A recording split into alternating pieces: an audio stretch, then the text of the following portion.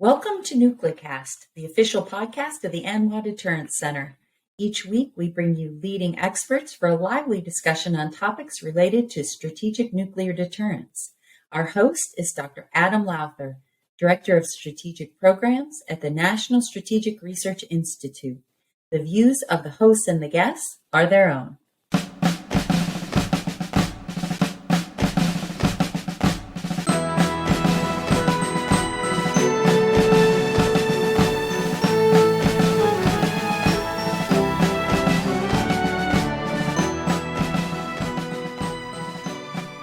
Welcome back to another episode of NucleCast. Of course, as every episode, I am your host, Adam Lowther, and today we have Peter Huessy, Senior Fellow at the Hudson Institute, and I dare say he is a Washington institution. He is one of the longest memories around in terms of where we've gone from the Reagan administration to the present on nuclear arms, nuclear strategy. Peter was there, and he's been writing about it the whole time. So if you're ever interested in reading what Peter has to say, you can go to the National Interest, and you've written at Warrior Maven here recently and other places. So Peter's written a ton. Go read him. Now, the reason we're here today, Peter, is to discuss the recent news that Vladimir Putin announced to the Duma that he will no longer participate in any of the New START treaty compliance efforts. He did not withdraw from the New START treaty, but he will no longer be participating in any of the, stipulated requirements of New START. So you've been looking at this, been thinking about it a very long time. So could you start by giving the listeners sort of a brief description of what New START is? Well, thank you, Adam, for the honor of being able to participate with you and ANWA's NucleCast. New START's interesting. It is a treaty that limits what are called strategic nuclear delivery vehicles, and those are missiles and bombers. And the missiles are on submarines, or they're in silos, or on rail cars. And that's limited to 700 on each side, but only Russia and China, not Russia and the United States, not China or Pakistan or India, for example, or North Korea. And then the implication is for each of those 700, you have so many warheads. So they came up with a somewhat of a fictional number of 1,550 warheads, because bombers would only count as one warhead, no matter if you had 8, 12, 10, or 20 cruise missiles or gravity bombs in the hold. It only counted as one. And that's how they came up with you're allowed 60 of those, 60 bombers. So actually the Russians have somewhere probably around 2,400 warheads that they can legally have with New START. And the United States, we can have that close to that number, but we don't have enough cruise missiles on our bombers. So we're probably around 1,700, according to people like Mark Schneider. So the idea of the treaty, it lasts till 2026, was extended by 5 more years by the Biden administration. And so the inspections, you're allowed 10 or so a year. And the problem is the warheads are often under a shroud. So you kind of have to guess. The way we did it in the Reagan administration and under Bush was, it doesn't matter how many warheads you actually have on the missile or the bomber. What was the number you tested it at? And that's the number we're going to claim. And that gives us kind of an overall. So that's kind of where we are. And the treaty doesn't include all the theater systems, which are called short range, regional, that Russia has anywhere between 2,000 and 4,000. You pick the number. We have 200 deployed in Europe, none in Asia. And there are gravity bombs on fighter planes in places like Italy and Turkey and England. So, and then the Russians have some strategic system, which are a fancy name for long-range weapons, like the backfire bomber and the underwater torpedo they're building. Those are not included under New START. So, to be honest with you, the number that Russia have is somewhere north of 7,000 that they can put in the field. And we have about half that number, about 3,600.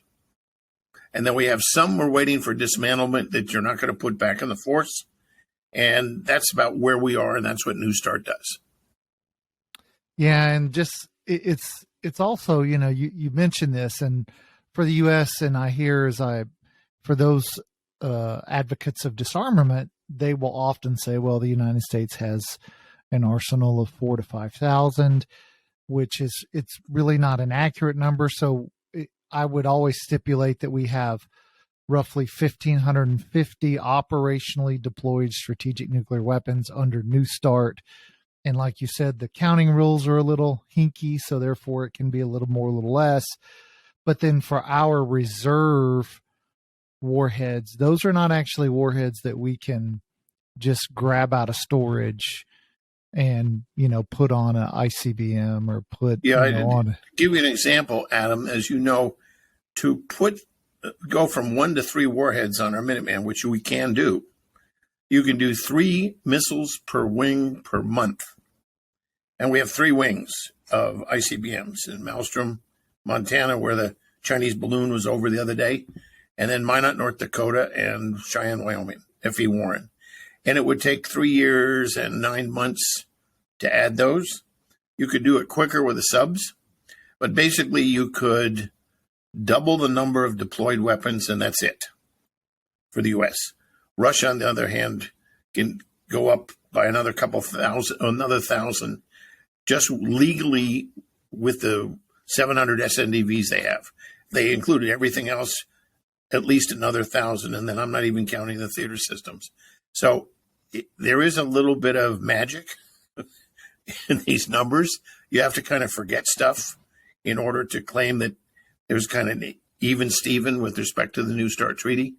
What Putin's done is said, I don't like the rules that you've written since World War II, number one. Number two, we really don't like NATO being upset about our going across the border because we didn't really invade Ukraine. We had to, incorporate them, and you know his excuses. And then third, he says England and France have to be counted, that they're not counted now, which is kind of interesting. My view is, okay, we'll count China. And what about North Korea? Because I've heard a number the other day that North Korea was building to at least 100, maybe 200, and China's going to build to 1,500. Add those in, and it doesn't even come close to what England and France have, which is about 100 deployed weapons for each of them. And then the other thing Putin said is, we don't like your inspections allowed by the treaty because you're being nosy. You're being intrusive. And finally, to make it interesting, he said, we're facing new challenges and new threats, and therefore New START is irrelevant. So that kind of tells you that he's either trying to put pressure on the arms control community in America to put pressure on Biden to, I guess, back off on Ukraine in order to make everything go back to the status quo on New START, or he's setting the stage for actually exiting and then announcing that he has considerably more weapons deployed than the 1,550, which you mentioned, which is the quote-unquote official number allowed by New START, which is not actually true, but as others have said, they think in the 4 years since COVID, you haven't had inspections, that the Russians are adding slowly and surely to their systems, which they can do much faster than we can. Well, I guess I would push back on you, Peter, because, you're suggesting that the Russians could possibly be cheating. And in my history with the Russians, I have never heard of the Russians be dishonest or cheat. Biological weapons convention, chemical weapons convention, those are just good, honest people. And Vladimir Putin, being the most honest of them all. So I take offense at that. No, I hear you, Adam. I know you're. The thing is, as Frank Miller has often told me, and then Frank was a former OSD official for many years, and then the White House, and probably one of the most knowledgeable people in this business. He said there's not a treaty the Russians have signed, and then the Soviets have signed either, that they haven't violated, which is very true. They did the INF. That makes it difficult. Reagan said trust but verify. At least START 1 was valid in the sense we assume the Russians have a certain number of warheads given what they deployed. And it didn't matter what was actually on the missile. It was tested at X, and that's what we thought they had. And so you could do that, but you're guessing on some of this, given the Russians' penchant for cheating, to say it, put it mildly, and also the fact that the Russians have never been keen on allowing very intrusive inspections. We, on the other hand, anybody can come out from Russia and visit a Minuteman silo or a submarine and take a look. And we publish the numbers and very extensively, as you know. We had one senator actually put into the congressional record our strategic integrated operational plan in case there was a nuclear war. If you remember, it was Senator Kerry of Nebraska. Yeah. So as we think about Vladimir Putin's recent, move to suspend any participation in New START, the question that sort of popped into my mind, and I haven't really heard anybody talk about this. Do you think it was in response to President Biden's trip to Ukraine? Do you think they played, because the timing is pretty interesting. I mean, they sort of coincide.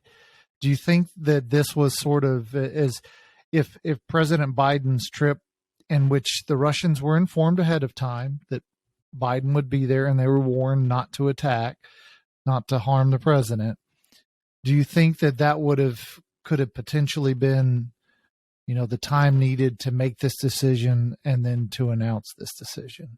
Or maybe they are completely unrelated. I think Mr. Putin said everybody will be focusing on Mr. Biden, our president in Poland. So why don't we grab some of that attention while the news folks are looking? And this is international foreign policy business. It'll make the news. It's not going to be ignored. And Putin will be able to get on the table. And again, he is obsessed with being an actor on the world stage that is taken seriously as one of the major powers. Okay? And as someone said the other day, they have a GDP of Italy. So what makes them a world power is their nuclear weapons, which they're always reminding us of that they are going to use unless we back off, either sending weapons to Ukraine or doing something. And my worry is I'm never quite sure how reckless is Mr. Putin with respect to when would the threats to use nuclear weapons become real? Yeah, you make a good point in that. So like you said, the Russian economy is about $1.5 trillion. The U.S. economy is about $22 to $24 trillion. So it's a much smaller economy, and it's a declining population. There's been some interesting discussions. I've listened to some other podcasts in which, there's this view that Russia's population is now getting to the point upon which it's collapsing, fundamentally collapsing, and it's at a point of no return. And if Vladimir Putin does not take Ukraine and take it now, that will be a possibility out of reach in, say, 10 years or in the future. And so it's kind of a now or never thing. And given, sort of Russia's deep, deep concerns and we did a podcast with Rebecca Koffler, the author of Putin's Playbook. And one of the things Rebecca pointed out was that Russia has this deep-seated fear of invasion from the West, much less so from the East, but from the West, beginning with Charles of Sweden, and then, of course, Napoleon and Hitler. And so that this is their time to have to do this, and then to have to, sort of saber rattle in order to limit U.S. and NATO responses. Now, do you see this move as really having any sort of meaningful implications, or is it, largely meaningless? I mean, they haven't been doing what they were required to do under the treaty requirements for the last several years anyways. So does this have any true meaning, or is it just sort of more of the same? If Mr. Putin wants to announce that they are no longer abiding by the limits of New START, he'd have to leave the treaty. There's no provision to say, oh, I don't like what you're doing, unless there's a major breach, then you can say the treaty's null and void. But he hasn't said that. I think he's up to, at some point, announcing that he is no longer limited to the 1550 notional level in the treaty and could now deploy and announce that, see, I've got a lot more. And now you really were going to listen to what I have to say because, I was very restrainful when I had 1550, but, now I'm really serious and I have like 2,500 or 3,000. And my view, that's where he's going. The only question is where. You make a very interesting point. The Russian population a number of years ago was declining to the point where people said it would be not 150 million, but about 80 million in a generation. And then it was compared to others that this implosion, because they have very, very serious problems with cancers and tuberculosis and AIDS and murders and suicide and alcoholism. And they're trying to jack the birth rate up by paying people to have babies, but it's not working as far as I can understand. And they may join China as an alliance, which they do have one kind of now. And my view is this announcement is setting the stage for when Putin wants to announce that he's got more warheads than he should have. Okay. And then the question will be, does he think having that superiority will enable him to coerce us and push us around, in short, act further in terms of taking over Ukraine than he has done already? Because I think he is planning a major air and missile assault. We'll have to see what happens. Now, we're about halfway through the show, so it's time to take a quick break. We're talking to Peter Huessy about Russia's breach of New START and Vladimir Putin's recent statements that he's no longer going to adhere to the requirements. They're suspending participation. That's the right word. So we're talking about that, and we'll be right back.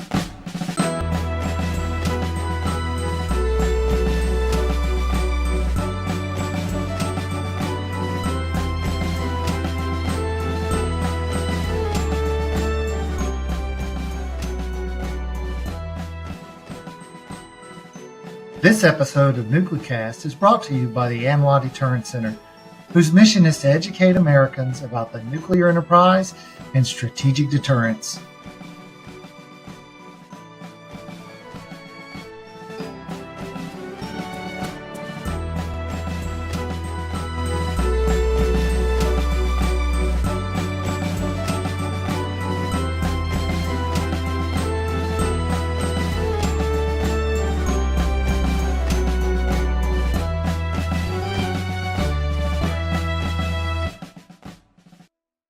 So we're back and we're talking with Peter Huessy. We're talking about Russia's suspension of participation in New START. So clarifying that is not withdrawal from the treaty, two separate things. Now, I want to pose a strategy for you. So I've been trying to think like a Russian, like Vladimir Putin. And the way I look at it is this is not a smart move for Russia. And the reason I say that, if I'm the Russians, I really don't need a large strategic arsenal because I really don't want to get into that kind of a shooting match with the United States. So I would actually, if I'm Vladimir Putin, I would be willing to continue to negotiate down the strategic nuclear arsenal with the United States. But what I do want is a non-strategic nuclear arsenal, because my two adversaries, NATO and of course China, is, they're kind of a frenemy. I can hold them both at bay with non-strategic nuclear weapons. Whereas the United States, which doesn't have non-strategics the DCA mission in Europe, it's a political mission. It's not an actual operational warfighting mission. I think we all know that the RISNO and CISNO, the reconnaissance and support of nuclear operations, conventional support for nuclear operations, they don't have those requirements such that they could actually load those weapons and then fly and deliver those weapons effectively. That, hopefully NATO gets there, but they're not there yet. And so my question then is, or my proposition is that Russia is making a mistake by breaching New START in any way whatsoever, because what they need to be doing, what I would do, is negotiate down strategics, maintain this large non-strategic capability, and then use those to, for a fiat accompli against NATO, like ultra low yields, pop one or two off, see how much NATO really cares, do it, over Ukrainian territory. Don't do it on NATO soil, really complicate the calculus for NATO, because the Russians, there's some, if you go to, I forget, it's the Telegram with the social media, the Russian social media site. And there are folks that have Telegram channels that are in Russia, and they're looking at, the price of eggs, for example. And the price of eggs in Russia right now is, 1/5 the price of eggs here in the United States.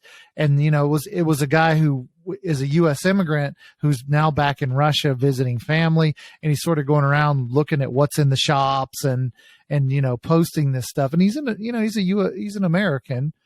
And it's interesting to see how we perceive what's going on in Russia and the pain we're inflicting. And then to see somebody who's actually in the country, and the Russians seem to be doing fairly okay. And so I just wonder,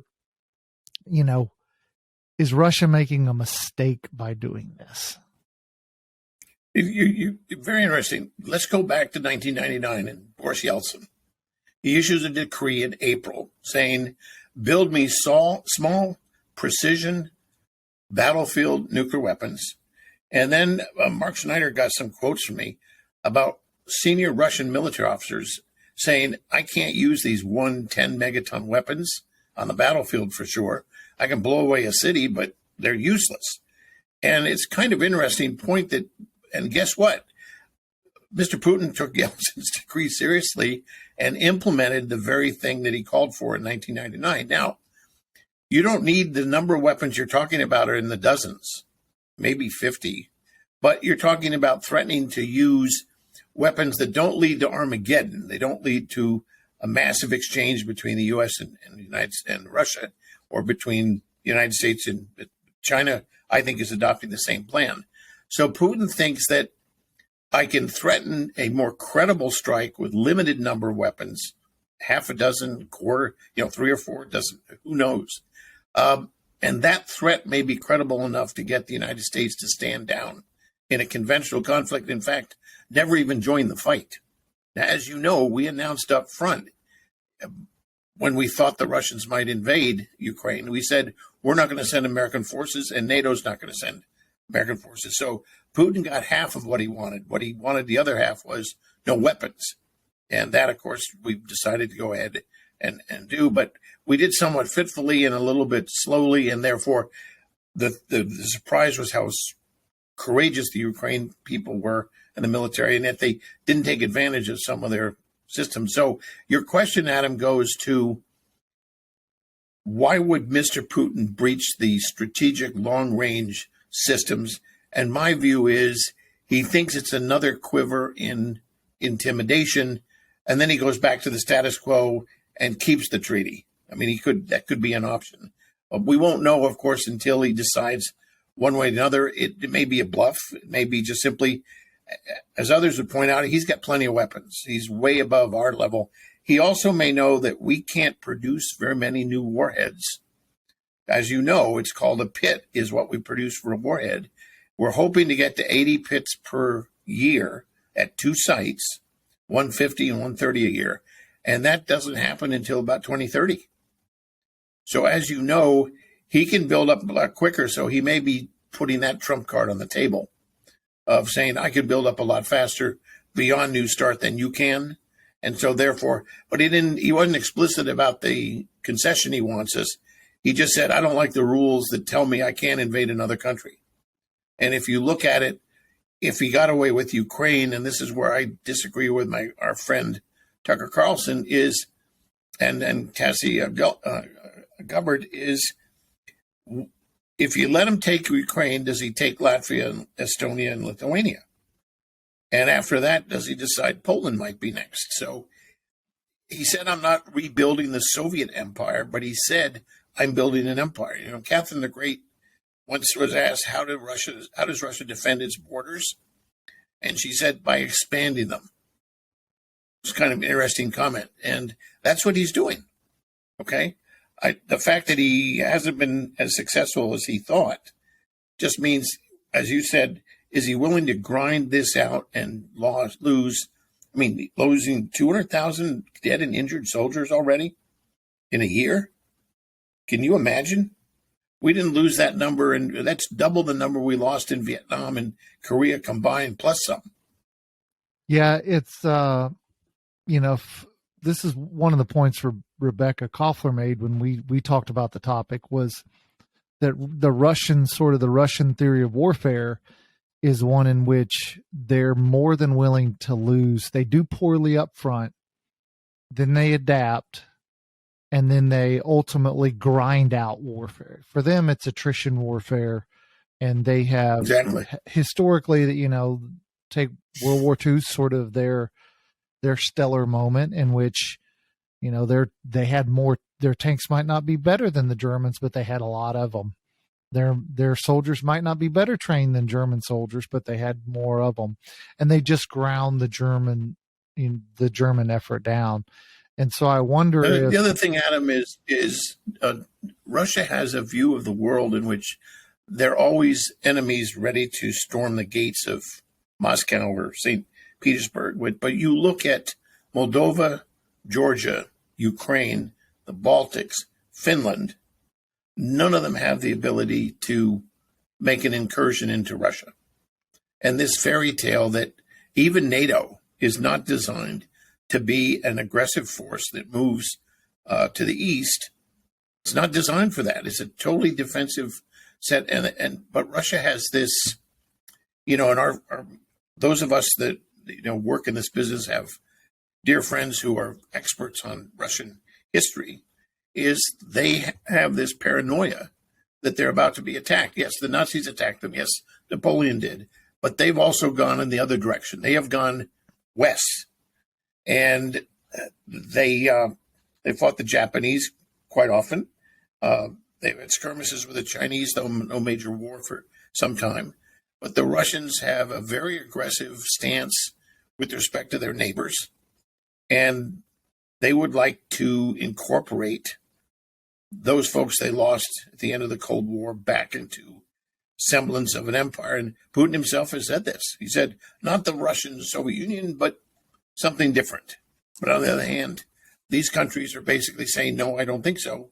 And some of them have the NATO umbrella over them, and primarily the United States, and that's why we're in conflict. So my worry is that we're not thinking seriously that the strategic nuclear balance matters, and we're basically behind the eight ball in terms of modernization and being able to build up if we had to. And that applies to China too, because I don't know that our current system, which doesn't even match Russia, are we going to be able to hold at bay Russia and China, where they combined don't have twice as many warheads as we do, but let's say triple. Yeah, that to me is where we're potentially on the negative side. That's where we're going. And they're going to be more willing to use the threat of nuclear weapons against the United States, and because they're assertive. And now granted, the United States, I think we as Americans often overlook just how we've invaded more countries in the last 40 years than the Russians or the Chinese have.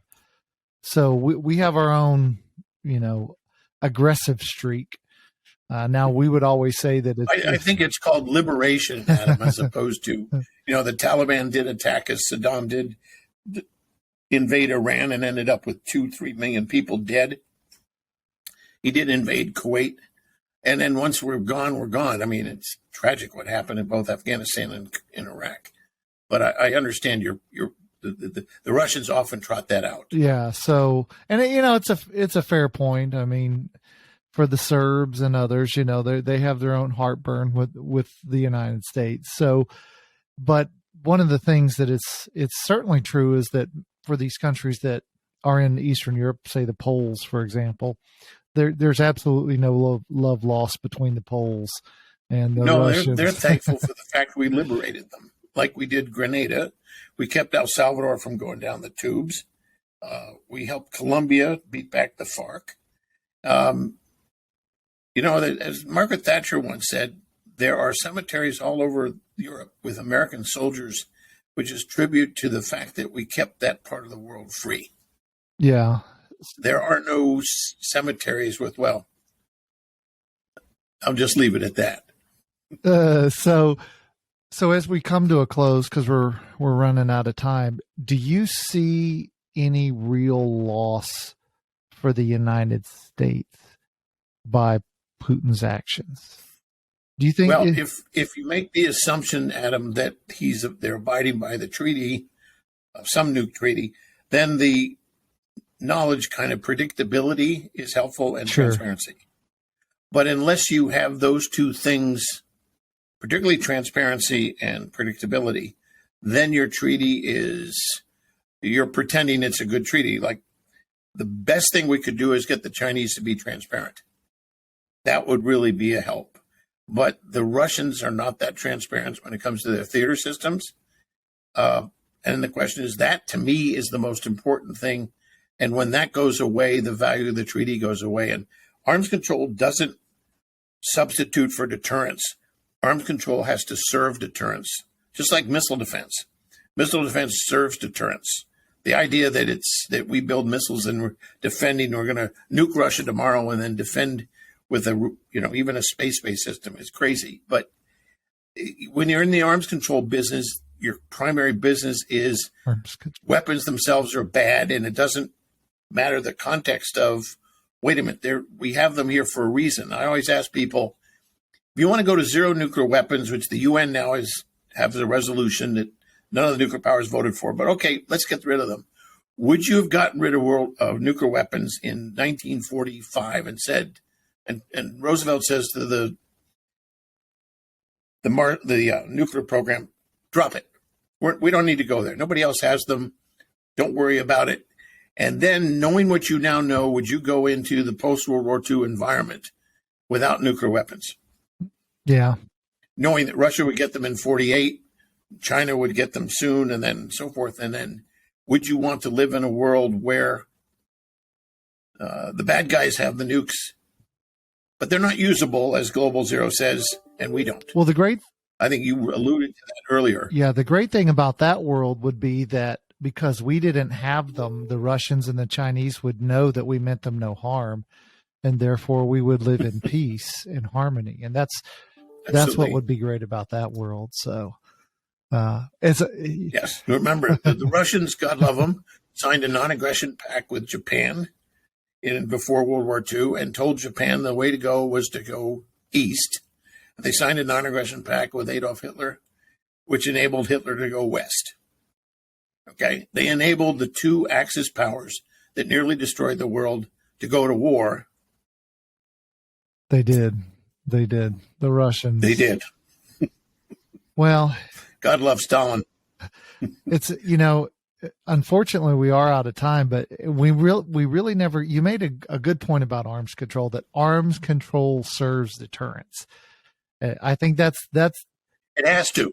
If it doesn't, then it's worthless. Then it's just a piece of paper that makes us feel good. Remember, the SALT treaties back in the 70s simply allowed the Russians to build up to 13,000 warheads and us to build up to 12,000. Never called it arms control. I understand the argument, well, we had to do that first, but the Russians rejected reductions, and people who criticized Reagan said, your proposal for reductions is crazy. The Russians will never agree to it. Yeah. Now, that did serve. START 1 and START 2 did serve our purposes. And okay, can you imagine if we banned multiple warheads on ICBMs, which is what START 2 did? Unfortunately, the Russian Duma turned it down for exactly that reason. unfortunately, in 1999. So, but that tells you arms control that's serious and real. The bad guys are going to have a hard time signing such a deal. Very much true. Very much true. So it makes you, it's like the JCPOA with Iran. You get what you can get, which isn't good, which is terrible. Yeah. So you got to get rid of it eventually, which we did. But as Mike Pompeo, the former Secretary of State and CIA director, has pointed out in his new book, it was far worse than he thought once he became head of the CIA. Yeah. And he saw some of the details. And he opposed it when he was a House member. But as you know, it's a terrible deal. But again, Iran will accept it. So we went along with it.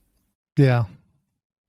Well, unfortunately, we are absolutely out of time. It has been great, as always, having the fount of information that is Peter Huessy, Thank you. Institution in this business. So thanks for coming on again. Thanks for doing it quickly because, you know, sometimes the news moves quickly and we got to move with it. So it does. It does. So thanks for coming on, and thank you. And thanks to the listeners. And we'll look forward to seeing you again in the future, Peter. Thank you, sir. Take care. So it was interesting in talking about this with Peter and just his take on what he thinks the Russians, what he thinks Vladimir Putin's going to do. But the thing that really struck me that I remember is that arms control must serve deterrence. It cannot be an end in of itself, which is, you know, it's absolutely true. And it's been something I've been thinking about for quite a bit of time. So that's sort of my takeaway. You know, arms control must serve deterrence. It must be good for us. It cannot be an end in of itself. Hopefully you found that interesting as well. A point worth remembering. This has been a production of the ANWA Deterrence Center.